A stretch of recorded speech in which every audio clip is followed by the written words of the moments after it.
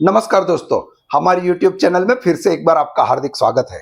दोस्तों, आज हम बात करेंगे गोल्ड में निवेश करने के 6 अलग-अलग तरीके। वैसे तो भारत में गोल्ड में निवेश करने की सालों साल परंपरा चली आ रही है।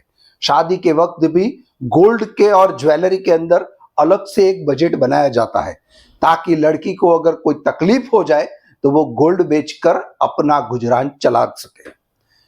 ऐसा माना जाता है कि वर्ल्ड के टोटल गोल्ड का 12% गोल्ड भारत के पास है। दोस्तों, आज हम बात करेंगे गोल्ड में निवेश करने के 6 अलग-अलग तरीके और उसके फायदे और नुकसान। दोस्तों, आज का वीडियो बड़ा ही इंटरेस्टिंग होने वाला है, अंत तक जरूर देखना। अगर आपने अभी तक हमारे चैनल को सब्सक्राइब नहीं किया है तो फिर हमारी टीम वर्क के लिए लाइक कर देना, शेयर कर देना और सब्सक्राइब करना भूलना नहीं। Thank you. गोल्ड में निवेश करने के 6 अलग-अलग प्रकार। पहला, गोल्ड ज्वेलरी परचेस करो। गोल्ड ज्वेलरी परचेस करने का यह तरीका सालों पुराना है, लोगों को सबसे अच्छा लगता है, लेकिन गोल्ड में निवेश करने के लिए यह तरीका सही नहीं है। ये गोल्ड ज्वेलरी परचेस करते हो तो आपको 3% जीएसटी लगेगा, 10% करीब करीब मेकिंग चार्ज लगेगा और उसको संभालने के लिए आपको घर में लॉकर रखना पड़ेगा या फिर बैंक में लॉकर भाड़े पर लेना पड़ेगा। फिर भी आपको टेंशन तो रहेगा रहेगा और रहेगा। दोस्तों, दूसरी बात, अगर आप गोल्ड ज्वेलरी परचेस करते हो तो उसकी प्योरिटी के बारे में भी सोचना पड़ता है, और अगर उसकी प्योरिटी में कोई भी तकलीफ है तो आप जब बेचने जाते हो तो आपके निवेश का पूरा पैसा नहीं मिलता है।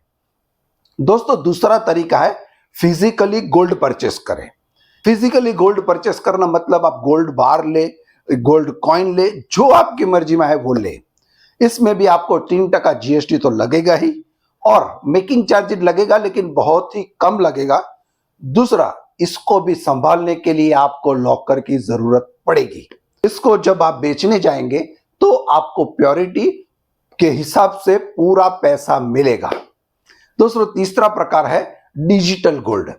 डिजिटल गोल्ड मतलब जैसे आपके वॉलेट में पैसा पड़ा रहता है वैसे ही आप वॉलेट के अंदर गोल्ड परचेस कर सकते हैं।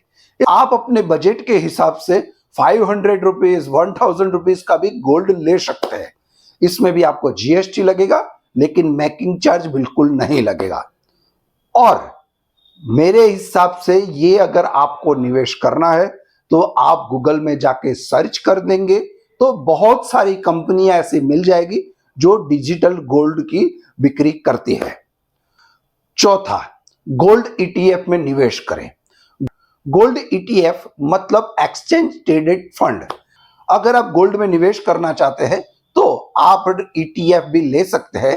ये ईटीएफ एक म्यूचुअल फंड है जिसके अंदर आप निवेश कर सकते हैं और आप उसमें भी मर्जी मुजब का ले सकते हैं, लेकिन इसके लिए आपको डीमैट अकाउंट चाहिए और जैसे जैसे गोल्ड का भाव बढ़ेगा वैसे वैसे इसका भी भाव बढ़ेगा और जैसे जैसे कम होगा वैसे वैसे कम भी होता जाएगा। आप जब चाहे तब इसे बेच सकते हैं। इसमें सिर्फ ब्रोकरेज कटेगा और आपका पैसा सीधा आपके खाते के अंदर आ जाएगा। पांचवा, म्यूचुअल फंड। गोल्ड का म्यूचुअल फंड भी अभी मार्केट में अवेलेबल है, जिसमें भी आप निवेश कर सकते हैं। वो वैसे ही है जैसा ईटीएफ में है, बस इसके अंदर आपको गोल्ड का जो प्राइस होता है उसके साथ कुछ लेना देना नहीं है। म्यूचुअल फंड में जैसे जैसे भाव बढ़ता जाएगा वैसे वैसे आपके पैसे बढ़ते जाएंगे।